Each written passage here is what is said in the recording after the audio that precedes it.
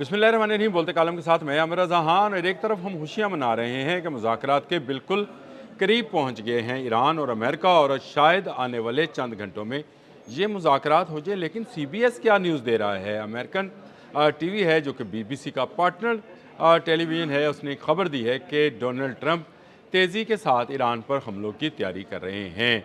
RT TV ने, जो कि रशियन TV है, उसने भी एक खबर जारी की है और उन्होंने कहा कि डोनाल्ड ट्रंप ने अपने बेटे की शादी को अधूरा छोड़कर वापस वाइट हाउस पहुंचने को तरजीह दी, और उसकी बड़ी वजह यह है कि वो ईरान पर एक और हमला करने की तैयारी कर रहे हैं। ये एक ऐसा ही काम है जिसका हमें अंदेशा है कि डोनाल्ड ट्रंप जो हैं वो अपने वादों की पासदारी नहीं करते हैं। लेकिन जैसे मुश्तबा हामनई ने यह बयान दिया कि ईरान के से बाहर अफजुर्दा यूरेनियम नहीं जाएगा, ये हमारा फ़ैसला है। वो इस वक्त सुप्रीम कमांडर हैं।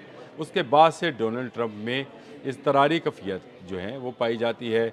इसी इज़तरारी कफ़ियत में उन्होंने नेतन्याहू के आने वाले फ़ोन को भी जो है रद्द किया और कहा कि एक मौका मुज़ाकरात को वो देना चाहते हैं। लेकिन ये तैयारियों की ख़बरें जो हैं ये मीडिया में अब आम हैं। यानी वो तमाम इंटरनेशनल मीडिया जो ईरान अमेरिका वॉर को रिपोर्ट कर रहा है डे फर्स्ट से, और उनकी हेडलाइंस जो हैं वो यही रही हैं इन पूरे 80 दिनों में। ये हेडलाइंस में मौजू जो है ईरान अमेरिका वॉर ही रहा है।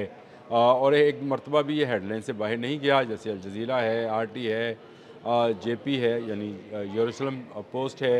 इस तरह के जितने अखबार, BBC है, उनकी टॉप स्टोरी जो है ईरान इज़राइल अमेरिका वॉर रही है। उसमें एक मरतबा फिर तेज़ी आ गई है। एक तरफ पाकिस्तान का वफ़द जो है इस वक्त ईरान में है। अब्बास अरागची से हमारे सुप्रीम कमांडर और फील्ड मार्शल जो हैं आसिम मुनीर, वो मुलाकात कर रहे हैं। और इस मुलाकात के नतीजे में हमें ये गुमान है कि बहुत जल्द दोनों फ़रीक़ैन यानी अमेरिका और ईरान किसी ऐसे मुज़ाकरात पर राज़ी हो जाएंगे जो कि दूररस भी होंगे और नतीजा खेज़ भी होंगे। यानी इन नताइज की सूरत में दुनिया में दोबारा से अमन बहाल हो जाएगा। लेकिन अगर आप इन ख़बरों को देखें तो लगता यह है कि डोनाल्ड ट्रंप एक मरतबा फिर धोखा देने या यू टर्न लेने की तरफ जा रहे हैं। और उसकी बड़ी वजह यह है कि उन्होंने जो दावा कर रखा है कि वो अफजुदा यूरेनियम जो है वो ईरान से निकाल लेंगे और ईरान को एटमी क़ुव्वत नहीं बनने देंगे, इसको मुकम्मल तौर पर जो है और मुस्तरद कर दिया मुश्तबा हामनई ने। मुश्तबा हामनई के ताज़ा बयान जो कि कल रॉयटर्स ने भी ये कहा था और जारी किया था कि मुश्तबा हामनई की तरफ से इस बात को मुज़ाकरात में से निकालने का कहा गया है कि एटमी मवाद या अफजुर्दा यूरेनियम जो है उसको किसी तीसरे मुल्क के हवाले किया जाएगा। तो तीसरा मुल्क तो कुजा, अमेरिका तो कुजा, तीसरा मुल्क भी यानी रशिया भी इस मवाद को नहीं रख पाएगा। ईरान इसको अपने पास रखना चाहता है। ये कीमती असासा है और इस पर ईरान के 50 साल और अरबों डॉलर जो हैं अब तक सर्फ हो चुके हैं। ईरान इस बात को गारंटी देने को तैयार है कि वो इस अफजुर्दा यूरेनियम से कोई एटमी वॉरहेड जो है वो नहीं बनाएगा। इसकी गारंटी देने के लिए वो बहुत सारे ममालिक के नाम देने को तैयार है और बहुत सारे ममालिक जो हैं राज़ी भी हो जाएंगे कि ये गारंटी दे दी जाए कि ईरान इस तरह का कोई न्यूक्लियर वेपन्स जो है नहीं बनाएगा, कोई ऐसा वॉरहेड नहीं बनाएगा जो कि उसको एटमी टेक्नोलॉजी यानी एटमी धमाकों की तरफ ले जाए। इससे आगे वो यूरेनियम जो है अफजुर्दा नहीं करेगा। यानी 410 तकरीबन 410-20 किलो जितना भी उसने यूरेनियम 63% अफजुर्दा कर रखा है, इससे आगे वो नहीं जाएगा। और हाँ, अपनी बिजली की ज़रूरियात पूरी करने के लिए वो एटमी रिएक्टर चलाता रहेगा और यहाँ पर 2-3% जो अफजुर्दा यूरेनियम है उसके ज़रिए वो अपनी बिजली की पैदावार को बढ़ाता चला जाएगा। 5 एटमी रिएक्टर जो है रशिया वहाँ पर इंस्टॉल भी कर रहा है। इससे वो पीछे नहीं हटने वाले। ये वो मुज़ाकरात का डेडलॉक है जिसके बाद से ये हिजान हेजी या मीडिया में तकरार के साथ ये ख़बरें चलनी शुरू हुई कि डोनाल्ड ट्रंप दोबारा से ईरान पर हमले की तैयारी कर रहे हैं। ये हमला पहले से शदीद भी हो सकता है और सीधा एटमी रिएक्टर्स पर भी हो सकता है।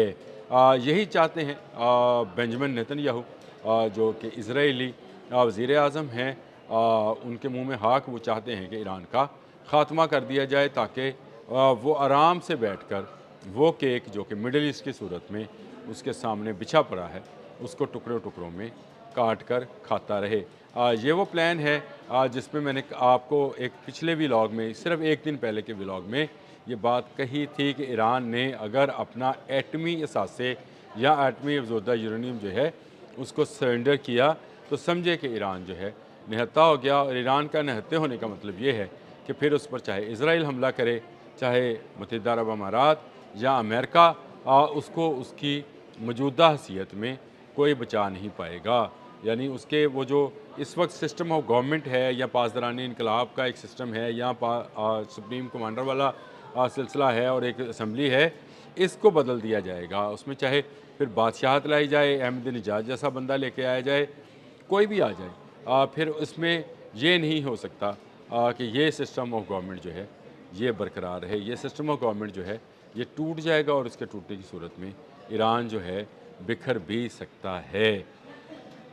खुरासान किसी तरफ, इस्फहान किसी तरफ और बाकी इलाके जो हैं वो और किसी तरफ जो हैं चले जाएंगे। ये वो सूरत हाल है जो कि ताज़ा तरीन बन रही है। लेकिन हम दुआगो हैं कि पाकिस्तान का वफ़द जो इस वक्त ईरान में है वो कामयाब हो। अल्लाह पाक करे कि ये कामयाबी के साथ वापस लौटें, मुज़ाकरात हो जाएं, अमन बहाल हो जाए, आपने हमस खुल जाए और आपने हमस खुलने से दुनिया का वो कारोबार जो रुका हुआ है वो दोबारा से चल पड़े। आज ही की खबर है कि 27 के करीब ममालिक ने वर्ल्ड बैंक या IMF इंटरनेशनल जो मॉनिटरिंग फंडिंग सिस्टम्स हैं उनसे रब्ता किया है कि इस जंग की वजह से उनकी मईशत जो है वो डाउन हो रही है। इस डाउन होती मईशत को जो है सहारे की यानी बैरूनी इमदाद की ज़रूरत है। अगर ये जंग रुक जाती है, पाकिस्तान की कोशिशें, अल्लाह करे मैं दुआगो हूँ कि वो सुरखरू हो, पाकिस्तान का जो वफ़द गया है कामयाब वापस लौटे और ये मुज़ाकरात कराने में कामयाब हो। लेकिन बैनुल-अक़वामी मीडिया और ख़ासकर अमेरिका का ये TV CBS जो कि BBC का पार्टनर मीडिया है, इसकी ये खबर और RT की खबर मैंने आपको बताई कि डोनाल्ड ट्रंप तेज़ी के साथ तैयारी कर रहे हैं कि वो ईरान पर हमला करें। ईरान जैसे ही इनकार करेगा इस हमले का आगाज़ कर दिया जाएगा।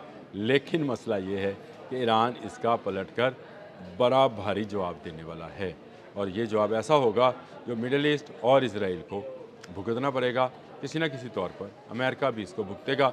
आने वाले कई सालों तक अमेरिका जो है अपने ज़ख्म चाटता रहेगा। ये बात मैं यकीन के साथ कह सकता हूँ। आप मेरे व्लॉग्स देखते हैं, इस पर कमेंट्स ज़रूर किया कीजिए ताकि मुझे भी पता चले कि मैं कहाँ गलत कहाँ सही हूँ। और अगर आपको मेरी बात अच्छी लगे तो मैं आपको जो है अप्रिशिएट काबिल समझता हूँ। और अगर आपको मेरी कोई बात बुरी लगती है तब भी मुझे आपने ही बताना है कि ईरान अमेरिका वॉर के अंदर मैं कहाँ पे गलत था, कहाँ पे सही हुआ। और इससे मेरी जो है मज़ीद हौसला अफजाई भी होती है और इसमें मज़ीद मुझे मौका भी मिलता है कि मैं ज़्यादा से ज़्यादा रिसर्च करूँ और ज़्यादा से ज़्यादा चीज़ों को आपके सामने लेके आऊँ। आने वाले दिनों में क्या होने वाला है इस पर मैं अगले व्लॉग में बात करूँगा। बड़ी ईद पर एक बड़ा इवेंट जो है पहले भी हो चुका है, अब भी हो सकता है। वो इवेंट क्या है आने वाले व्लॉग में बताता हूँ। अब तक के लिए इतना ही। अल्लाह हाफ़िज़।